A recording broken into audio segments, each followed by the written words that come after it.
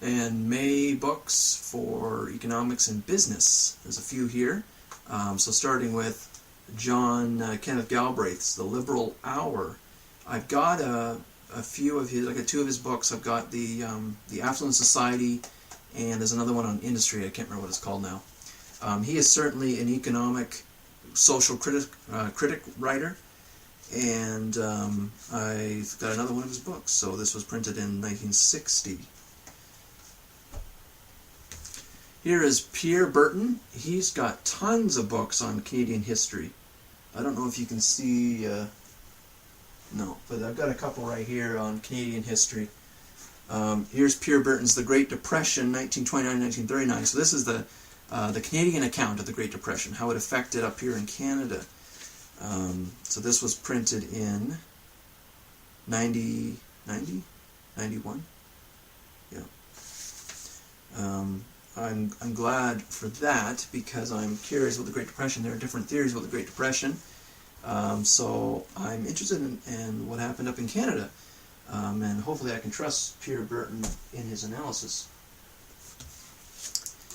Here is Profiting the Crown, Canadian Polymer Corporation, 1942 to 1990, by Matthew J.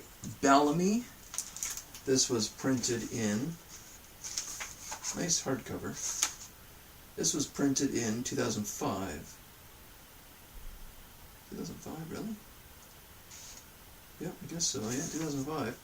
Got this from a library sale, actually.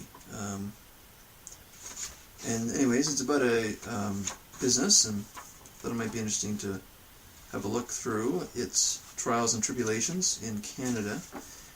Here's a little picture here I'll show you of some money.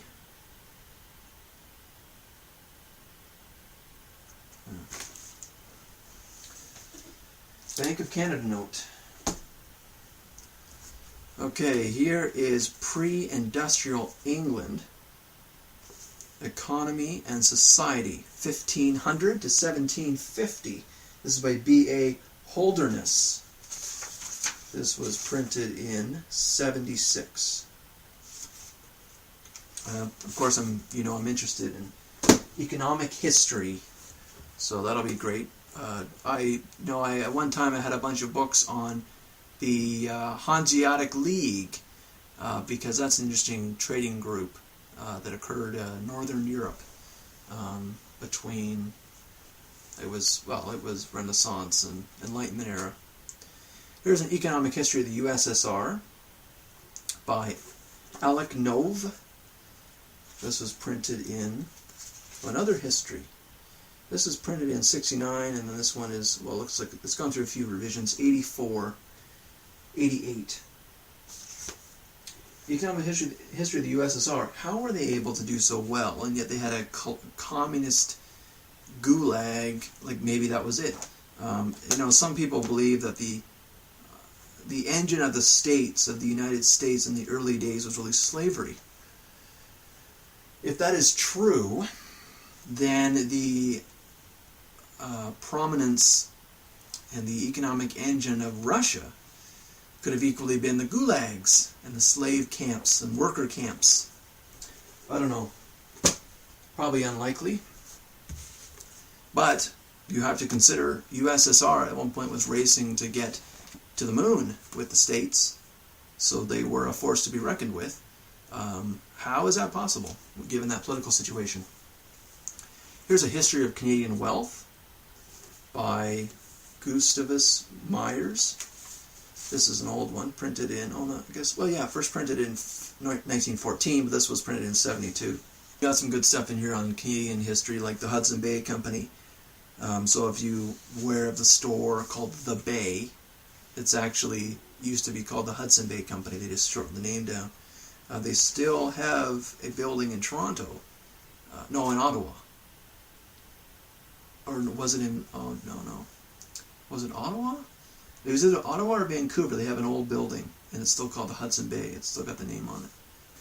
I was there a couple years ago, but I don't know if it was Ottawa or if it was Vancouver now. I don't know. And it's got some stuff on the railways too, so that'll be interesting. And the last one Free to Choose by Milton Friedman and his wife Rose Friedman. I already have this book, and I actually used to have the paperback version of this cover, but I gave it away to a friend because I already have the newer edition that's kind of green, and it's also called Free to Choose. But I thought it's a great condition hardcover, so that's why I grabbed it to have. And this was printed in 1980. And if you're unaware of it, you really should have a look at it. Go check it out on YouTube. There's a whole series that Milton Friedman did on economic issues. Everything from education to labor to just everything you could think of. And after each video, he goes to different places. He goes to Japan at one point and talks about their economic situation and things like that. So it's like a documentary kind of, but there's episodes. And then after each one, there's about 20 minutes of debate. He brings in people from government, people from other economists that disagree with him, and they have a debate at the old Chicago School, the renaissance of the Chicago School for economics. Okay, that's it for economics and business for May.